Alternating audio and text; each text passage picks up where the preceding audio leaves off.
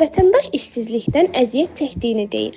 Media TV Azmedia qrupuna müraciət edən Astara rayon Qamışoba kənd sakini Əsədullayev İmaməli Rızaoğlu bildirir ki, 2 ildir Astara rayon məşğulluq idarəsindən qeydiyyatdan keçib, amma hələ də işlə təmin edilməyib.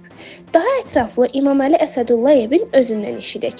Əsədullayev İmaməli Rızaoğlu, Astara rayonu Qamışoba kənd sakini. Kompüterə aid bir ixtisas üzrə kollec bitirmişəm.